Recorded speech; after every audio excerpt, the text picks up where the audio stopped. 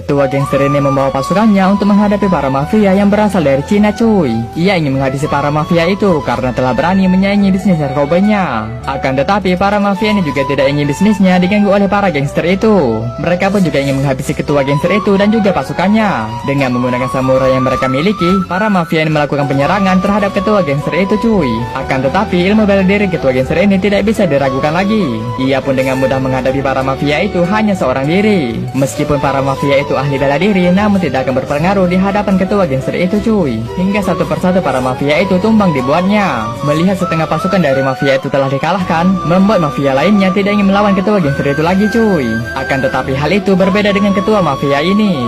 Ia pun mencoba memberikan perlawanan dengan ketua gangster itu. Namun serangan demi serangan yang ia berikan mampu ditahan oleh ketua gangster itu cuy. Hingga akhirnya ketua gangster ini berhasil merebut senjatanya kemudian berbalik menyerangnya. Dan membuat ketua mafia itu berlutut di hadapan ketua gangster itu cuy. Yang kemudian wanita ini pun mengakhiri hidup ketua mafia itu dengan cara menembaknya. Lalu pertarungan itu pun dimenangkan oleh para gangster ini cuy.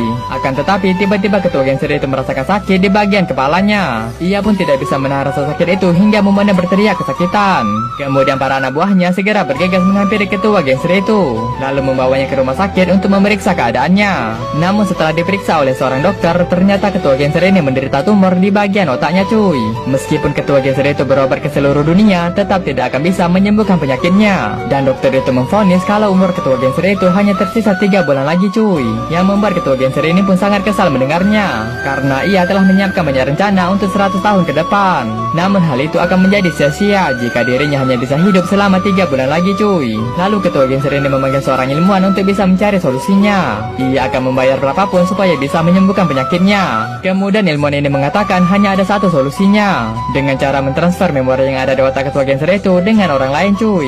Ketua gangster ini akan memiliki tubuh orang lain itu, tetapi kesadarannya tetap seperti ketua gangster itu sendiri cuy. Jika mereka berhasil memindahkan memori di otaknya, maka ketua gangster itu bisa hidup selamanya. Mendengar perkataan ilmuwan itu, membuat ketua gangster ini pun setuju dengan rencananya. Akan tetapi ilmuwan ini mengatakan kalau eksperimen ini baru pertama kali ia lakukan. Maka dari itu ia membutuhkan orang lain untuk mencoba eksperimennya cuy, sebelum ia melakukannya dengan ketua gangster itu. Namun meskipun telah beberapa kali ilmuwan ini melakukannya, ia pun selalu gagal dalam eksperimennya. Kemudian ilmuwan ini melaporkan kegagalannya dengan wanita itu cuy, yang membuat wanita ini pun kesal dan ingin memberitahukannya dengan ketua gangster itu. Namun ilmuwan ini mempunyai cara lain supaya rencananya berhasil cuy. Ia mengetahui kalau ada seorang pemuda yang di kepalanya terdapat colokan memorinya yang dipasang oleh para ilmuwan. Karena pemuda ini pernah dijadikan bahan eksperimen oleh para ilmuwan itu cuy, sehingga mereka pun bisa dengan mudah memindahkan memori ketua gangster itu ke otak pemuda itu. Namun mereka harus mencari pemuda itu dan juga menangkapnya.